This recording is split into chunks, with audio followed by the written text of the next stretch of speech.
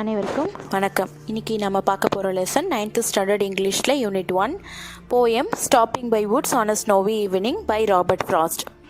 Robert Frost was an American poet. இவர் ஒரு American poet, noted for his realistic description of rural life.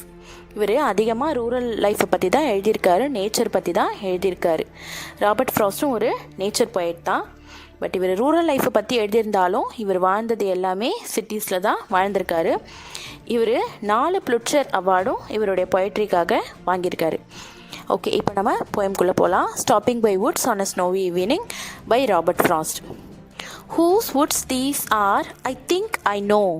His house is in the village though. He will not see me stopping here to watch his woods fill up with the snow. My little horse must think it queer to stop without a farmhouse near. Between the woods and frozen lake, the darkest evening of the year. இந்த போயமில் Robert frost இயற்கையோடு இணைஞ்சு இந்த poem நமக்கு கொடுத்துருக்காரு. அதோடு நமக்கு லைஃப்லையும் முக்கியமான விஷயங்களை இந்த போயம் மூலயமா கற்றுக் கொடுத்துருக்காரு.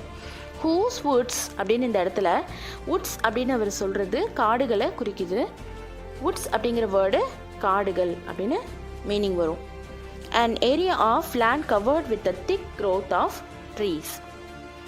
இதெல்லாம் யாருடைய காடுகள்? இவ்வளோ அழகாக அடர்ந்து வளர்ந்துருக்கே. these are I think I know. நான் நினைக்கிறேன் இது யாரோடதுன்னு எனக்கு தெரியும்னு நான் நினைக்கிறேன். his house is in the village though. இங்கே தான் எங்கேயோ அவருடைய வில்லேஜ் இருக்கு. he will not see me stopping here. நான் இங்கே நின்றுக்கிட்டு அவருடைய இந்த அழகான காடுகளை பார்த்துக்கிட்டு இருக்கிறது அவருக்கு தெரியாது, அவரால் பார்க்க முடியாது. he will not see to watch his woods fill up with snow.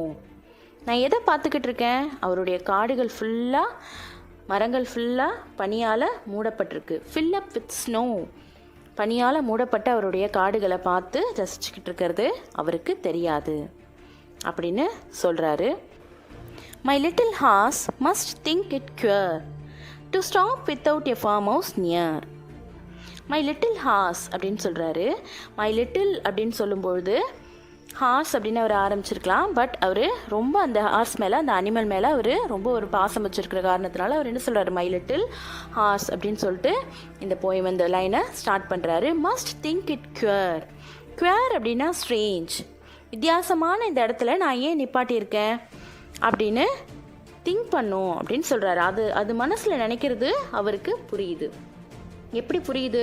To stop without a farm house near. பக்கத்தில் எதுவுமே ஃபார்ம் ஹவுஸ் இல்லையே, ஒரு ரெஸ்ட் எடுக்க, தண்ணி குடிக்க, இல்லை ஏதாவது அந்த வழிப்போக்கர்கள் சாப்பிட்றதுக்கான ஃபார்ம் ஹவுஸ் எதுவுமே இல்லாமல் நான் தன்னுடைய ஓனர் அந்த இடத்துல அந்த குதிரையை நிறுத்தியிருக்கிறத அந்த குதிரை வித்தியாசமாக திங்க் பண்ணும் அப்படின்னு அவர் நினைக்கிறாரு. Between the woods and frozen lakh. Between the Woods, இந்த காடுகளுக்கு நடுவுலையும், இந்த ஃப்ரோசன் லேக், உறைஞ்சு போன இந்த அழகான ஏரிக்கு நடுவுலையும் நிறுத்தியிருக்கேன்னு அது திங்க் பண்ணும் அப்படின்னு சொல்கிறாரு. இப்போ இந்த இடத்தோட அழகாக அவர் ரொம்ப அழகாக சொல்கிறது இந்த லைனில் நம்ம பார்க்கலாம். Between the woods and the frozen lake. இந்த லேக் ஃப்ரோசனாக இருக்குது. வுட்ஸ் சுற்றி காடுகள் எப்படி பனியால் மூடப்பட்டிருக்கு. Covered with snow. The darkest evening of the year. இதுதான் இந்த இயரோட டார்க்கஸ்ட் ஈவினிங், அதாவது அந்த அளவுக்கு ஒரு இருட்டி போய் அந்த இடம் இருக்கும் அப்படின்னு அவர் அது திங்க் பண்ணும் அப்படின்னு சொல்கிறாரு. தன்னுடைய குதிரையோட திங்கிங்கை அவர் சொல்கிறாரு. He gives his horns bells a shake to ask if there is some mistake. The only other sounds the swape of easy wind and downy flake. The woods are lovely, dark and deep, but I have promises to keep, and miles to go before I sleep, and miles to go before I sleep. He gives his horns bells a shake. He அப்படின்னு சொல்லி இந்த இடத்துல யார் அவர் refer பண்ணுறாருனா அவருடைய hours அவர் refer பண்ணுறாரு. அந்த hours வந்து என்ன பண்ணுதான், அதனுடைய ஹார்ன்ஸ் பெல்ஸால் ஒரு ஷேக் கொடுக்குது. ஹார்ன்ஸ் அப்படின்னா அந்த குதிரைக்கு போட்டிருப்போம் இல்லையா கடிவாளம், அந்த பெல்ட், அந்த ஸ்ட்ராப் எல்லாமே சேர்த்து, அதில் கோத்துருக்கிற அந்த மணி எல்லாமே சேர்த்து என்ன ஹார்ன்ஸ் அப்படின்னு தான் சொல்லுவோம். அந்த ஹார்ன்ஸை வந்து ஒரு ஷேக் பண்ணி தன்னை ஷேக் பண்ணுறது மூலயமா அந்த பெல் சவுண்டு அது கொடுக்குது. To ask if there is some mistake. என்ன கேட்குதா, அந்த பெல்லை அசைக்கிறது மூலயமா டு ஆஸ்க் அது கேட்குது, இந்த ஆத்தர்கிட்ட அது கேட்குது. என்ன கேட்குது, தெர் இஸ் சம் மிஸ்டேக், ஏதாவது தப்பு பண்ணிட்டேன்னா இங்கே நிறுத்தியிருக்கனே அப்படின்னது கேட்குது. The only other sound is swap. இன்னொரு சவுண்ட் என்ன அங்கே இருக்குது, to move swiftly and smoothly. ஒரே ஒரு சவுண்டு தான் அங்கே கேட்டுக்கிட்டு இருக்கு.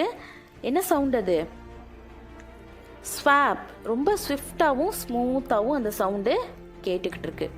Of easy wind and downy flake.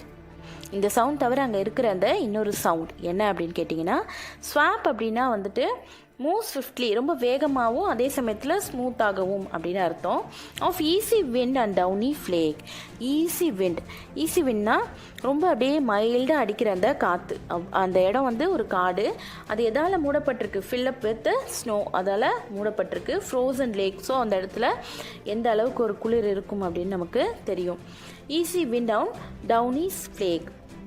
Downy flake அப்படின்னா மேலேருந்து டவுனி அப்படியே சிறகு மாதிரி இறகு மாதிரி எப்படி விழும், அப்படியே அலையாக மேலேருந்து கொட்டும் இல்லையா, ஒரு மரத்துலேருந்து இலைகள் உதிர்ந்தா அந்த மாதிரி பனி அப்படியே ஃப்ளேக்ஸாக சின்ன சின்ன அப்படியே துளி துளி ஃப்ளேக்ஸாக எப்படி விழுதா மேலேருந்து அழகாக அப்படியே அலையாக விழுது அப்படின்னு சொல்கிறாரு. அந்த பனி திவலைகளை தான் அவர் அப்படி இந்த இடத்துல டிஃபைன் பண்ணியிருக்காரு.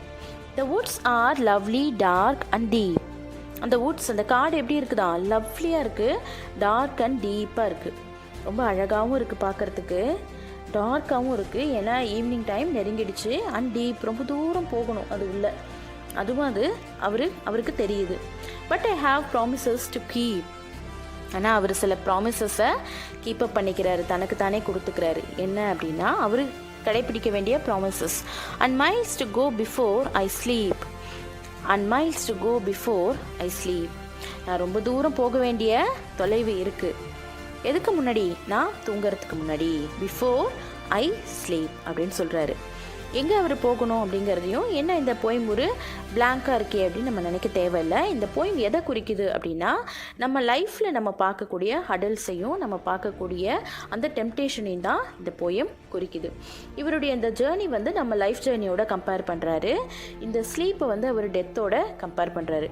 நம்ம லைஃப்பில் நம்மளுடைய லைஃப் ஜேர்னி வந்து டெத்து நோக்கி போய்கிட்டு இருக்கு. அந்த டைமில் நம்மளோட டெம்டேஷன்ஸ், நமக்கு வர நிறைய வந்து டைவர்ஷன்ஸ், இதெல்லாம் தாண்டி நம்ம லைஃப்பில் நம்ம சாதிக்க வேண்டிய, நம்ம போக வேண்டிய தூரம் நிறைய இருக்குது. நம்ம ரீச் பண்ண வேண்டிய நம்மளுடைய கோல், அந்த இடத்துக்கு நம்ம அடையிறதுக்கு நம்ம இந்த மாதிரியான இடங்களில் சின்ன சின்ன ப்ளஷர், லைஃப்பில் நமக்கு கிடைக்கக்கூடிய சிம்பிள் ப்ளஷரில் நம்மளுடைய மைண்டை விட்டுட்டு அந்த இடத்துல நின்றுட்டோன்னா நம்ம போய் அடைய வேண்டிய இலக்கு, நம்மளோட கோலை நம்மளால் அச்சீவ் பண்ண முடியாமல் போயிடும்.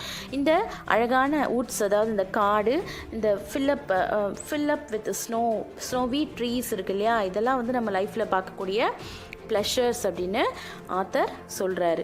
இந்த ப்ளஷர்ஸை பார்த்துட்டு நம்ம இங்கேயே நின்றுடாமல் நம்ம லைஃப்பில் அச்சீவ் பண்ண வேண்டிய நம்மளுடைய கோலை நோக்கி we have to move அப்படின்னு சொல்லியிருக்காரு.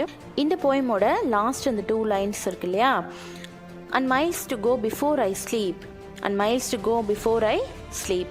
இந்த 2 லைனையும் நம்மளுடைய former prime minister of India Jawaharlal Nehru அவர்கள் வந்து ஒரு பிளாக் லெட்டர்ஸில் எழுதி அதை தன்னுடைய டெஸ்க் மேலே ப்ளேஸ் பண்ணி வச்சுருந்தார். தினமும் இந்த லைனை ரிமைண்ட் பண்ணிக்கிட்டு தான் அவருடைய ஒர்க்கை அவர் கண்டினியூ பண்ணுவார். தன்னுடைய ரெஸ்பான்சிபிலிட்டிஸை மறந்துடாமல் இருக்கவும், தன்னுடைய லைஃப்பை தன்னுடைய கோல் நோக்கி அச்சீவ்மெண்ட் பாதையில் கொண்டு போகிறதுக்காகவும் இந்த லைன்ஸ் அவர் தினமும் பார்த்துக்கிட்டு தான் தன்னுடைய வேலைகளை தொடருவார்.